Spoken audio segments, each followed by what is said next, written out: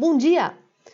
Para a parte de propulsão aeronáutica, a gente precisa fazer mais um pouquinho de revisão de conceitos básicos. Esse material dessa aula, ele é referente às equações isentrópicas para gás ideal, que a gente usa bastante para a parte de bocais e máquinas de fluxo. Então, vem comigo para a gente entender o que são essas equações isentrópicas e como usá-las. Então, em propulsão aeronáutica, a gente acaba usando bastante três equações que a gente chama de equações isentrópicas para gás ideal. Nota que é só para gás ideal. Como eu falei, em propulsão aeronáutica, geralmente, nossos aviões, no momento, eles voam no ar atmosférico e é onde a gente considera gás ideal. Essas três equações são muito práticas porque elas consideram que se o teu escoamento é isentrópico, você pode aplicá-las. Então, seria essa daqui e essa daqui. T se refere à temperatura estática, né?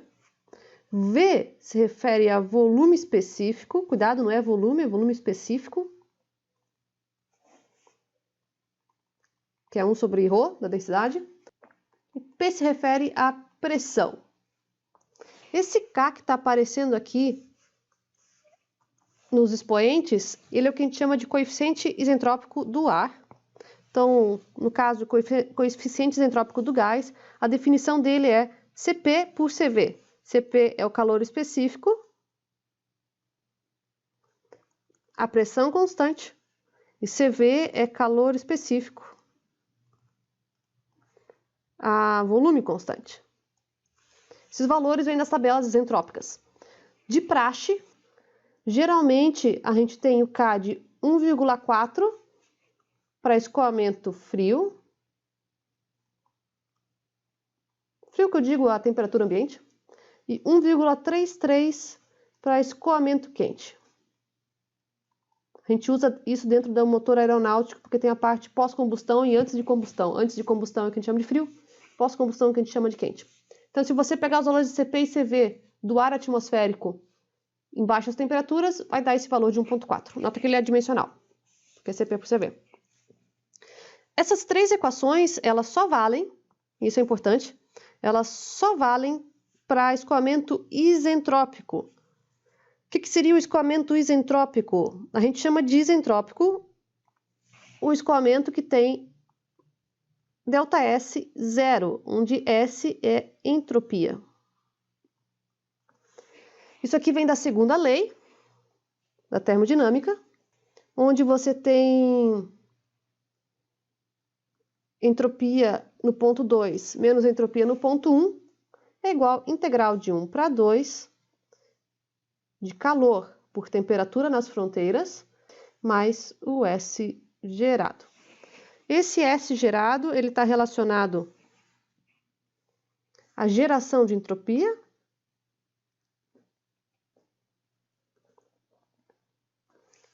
é o que a gente chama de irreversibilidades.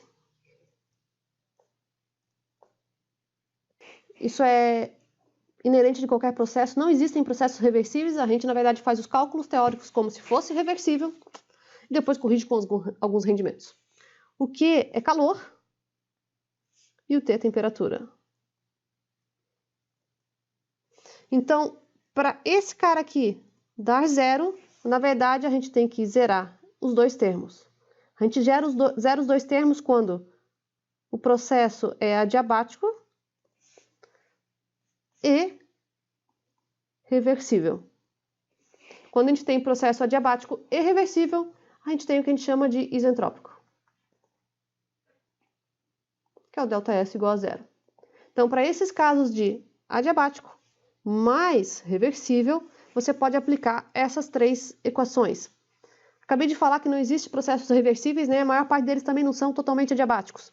O que a gente faz é que a gente aplica essas equações considerando como se fosse reversível e adiabático e depois corrige. É o que nós vamos fazer nessa parte de propulsão aeronáutica, a gente corrige com rendimentos experimentais. Então a gente usa isso muito em propulsão. Por exemplo, todos os motores aeronáuticos têm no final do motor um bocal. No caso, eu desenhei um bocal convergente, onde sai fluido quente. Esse bocal ele tem o objetivo de acelerar o escoamento. E muitas vezes nos cálculos, o jeito mais comum da gente resolver isso aqui é que você tem aqui um ponto 1 e aqui um ponto 2. E a gente diz que esse bocal é isentrópico. Quando eu faço isso, eu posso aplicar qualquer uma dessas 3 equações.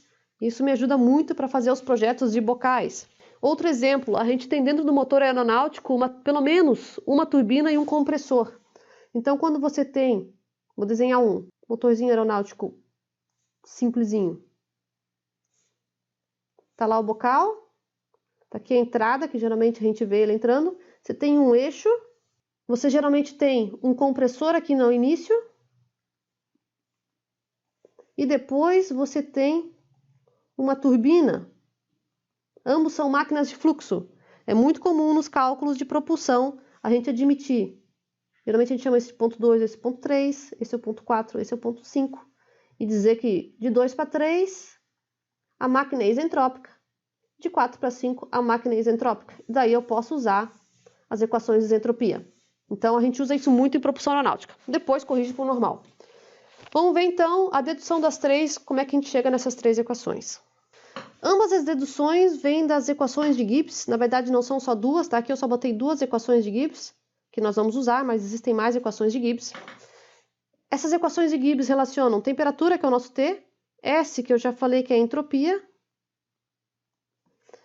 Essa de cima tem entalpia, cuidado que entropia e entalpia são coisas diferentes. Volume específico e pressão. A de baixo, ela tem energia interna. Pressão e volume específico. Então, vem daí a dedução daquelas 3 equações. Nota. Importante, tá? Quando a letra é minúscula, que nem o S e o V, é propriedade específica. Ou seja, está dividido por quilograma. Quando a letra é maiúscula, é propriedade normal. Por exemplo, o S maiúsculo e o V não estaria dividido por quilograma. Por exemplo, o volume específico é metro cúbico por quilograma, volume é só metro cúbico. Entropia é Joule Kelvin, entropia com S minúsculo é Joule quilograma Kelvin. É diferente. Aqui elas estão, a diferenciação de minúsculas e maiúsculas é nesse sentido. Então, vamos fazer a dedução da primeira. TdS igual dH menos VdP. A primeira coisa que eu vou fazer é dividir todo mundo por T. Então, fica ds, dH por T, menos VT dP. Segundo, eu vou admitir a hipótese de gás ideal. Como eu falei, nós estamos fazendo isso aqui só para gás ideal. Quando eu uso a hipótese de gás ideal, Cp é dH dt. E PV igual mRT ou PV igual RT. Então, nota que daqui eu consigo isolar esse termo de volume específico por T. Então, volume específico dividido por T é igual R dividido por P. R é a constante do gás. E o dH sobre T eu vou substituir ali também. Então, voltando. Isso aqui vai dar ds, que é igual Cp dt T, menos constante do gás sobre P dP. Agora eu vou integrar tudo isso aí. Então, integra a entropia de 1 para 2, integra esse termo de 1 para 2, integra esse termo de 1 para 2. Isso aqui vai dar entropia no ponto 2 menos no ponto 1, igual. Aqui tem duas opções. O meu Cp, ele geralmente é uma função da temperatura. Então, o ideal seria eu botar o polinômio de Cp aqui em função da temperatura e integrar. Mas, eu vou fazer uma segunda consideração, que o Cp, ele é médio entre as temperaturas do ponto 1 e 2, e ele sai da minha integral. Então, isso daqui eu estou fazendo Cp, nota que eu vou botar uma barra em cima para indicar que é médio.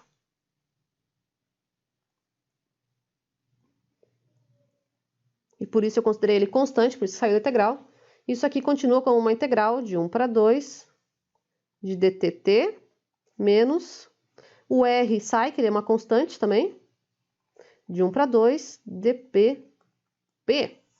S2 menos S1 é igual, então, ao meu CP médio, integral de 1 para 2 de dt sobre t, logaritmo de t. Então, isso aqui vai dar logaritmo de T2 por T1, menos R, e integral de dp sobre P é também logaritmo de P2 por P1. Nota que aqui eu só admiti gás ideal. Então, as únicas coisas que até agora eu considerei é gás ideal. Então, ele me dá esse CP igual ao dHdt, PV igual a MRT e CP médio. Agora eu vou aplicar a questão da reversibilidade. Então, agora entra mais uma hipótese. ΔS é igual a zero. Adiabático mais reversível. Escoamento que a gente chama de isentrópico. Quando eu faço isso, esse termo zero. E agora eu só rearranjo os termos anteriores. Então, quando aquele termo zero, eu vou passar esse termo aqui para o outro lado da igualdade. Isso aqui vai dar R logaritmo P2 por P1 igual CP logaritmo T2 por T1. Vou passar o R dividindo para o outro lado. Logaritmo P2 por P1 igual CP sobre R. Logaritmo de T2, T1. Agora eu vou aplicar a propriedade do logaritmo. Esse termo aqui sobe para o expoente. Isso aqui vira igual P2, P1, T2, T1, elevado a CP sobre R. Mais um detalhe sobre gás ideal. Quando você tem gás ideal, a relação entre CP, R e CV é CP igual R mais CV. Então, nota que o meu R vai dar CP menos CV. E eu posso substituir isso aqui. Então, fica essa relação aqui, substituindo o R pelo CP menos CV. E agora eu posso passar esse expoente para o outro lado. Isso aqui vai dar P2 sobre P1, CP menos CV sobre CP, igual T2 T2 sobre T1. Agora eu aplico o K igual CP sobre CV, que é o coeficiente isentrópico. Para isso, eu vou dividir o expoente ali, todo mundo por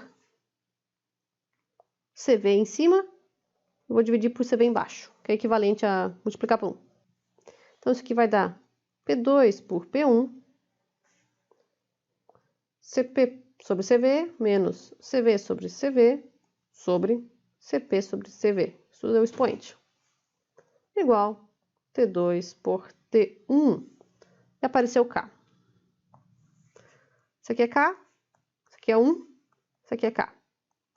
Nossa equação, então, fica P2 por P1 elevado a K na menos 1 sobre K igual T2 por T1.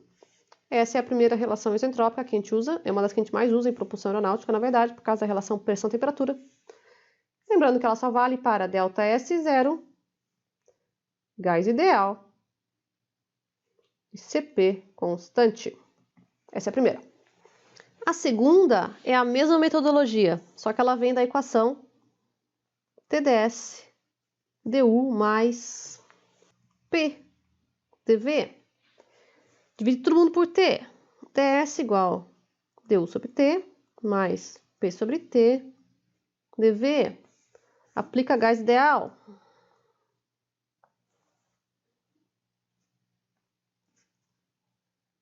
Para gás ideal, CV é igual du dt e PV igual mRT ou PVRT, isola o P por T,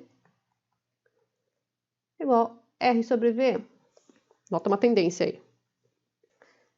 Desce CV dt T mais RV dV. Integra os dois lados. entre 1 e 2, 1 e 2, 1 e 2. S2 menos S1, considera o CV constante, como médio, entre as temperaturas de T1 e T2. Tira para integral. Logaritmo de T2, T1, mais R sai da integral. Logaritmo de V2, V1. Aplica a isentropia. Zerou a entropia, então a gente tem 0 igual CV logaritmo.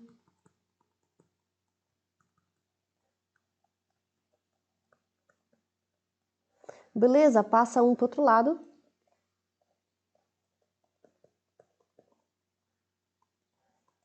Tem um negativo aqui. Passa o CV dividindo.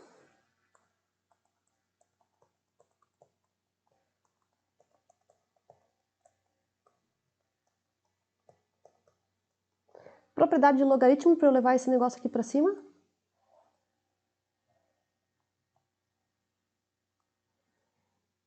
Aí some o logaritmo, né? E esse negócio que está multiplicando vai para o expoente.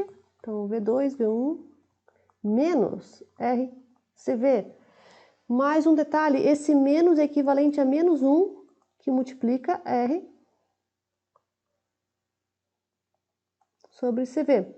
Alguma coisa elevada a menos 1, por exemplo, 1 sobre x elevado a menos 1 é x, porque você inverte aqui, né? Então, eu posso fazer isso aqui como T2, T1, esse lado se mantém, e para assumir com esse menos, eu invirto o V2 e o V1. Ele vira volume específico 1 sobre volume específico 2, RCV, e assim que some o negativo. Posso manter o negativo? Posso. Aí fica V2 sobre V1.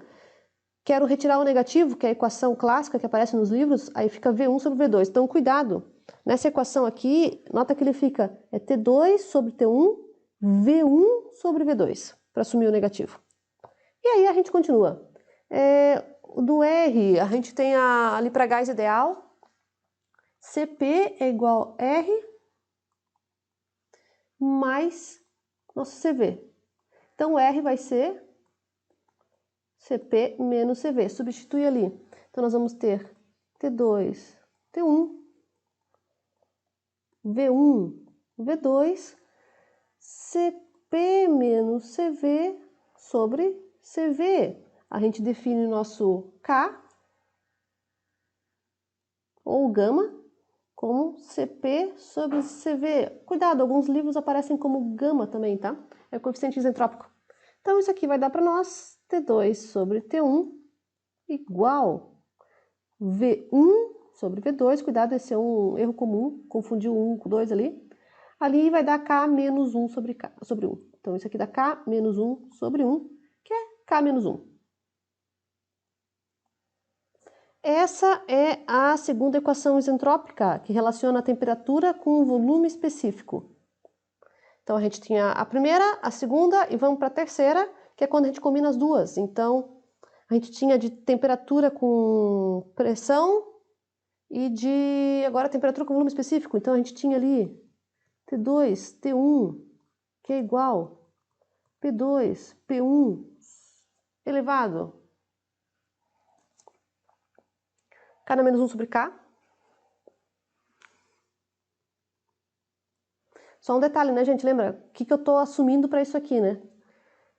Isentrópico, ou seja, ΔS igual a zero. Só vale para ΔS igual a zero. Tá? O que acontece quando não é ΔS igual a zero? Tu tem que compensar a equação, corrigir ela com rendimento isentrópico.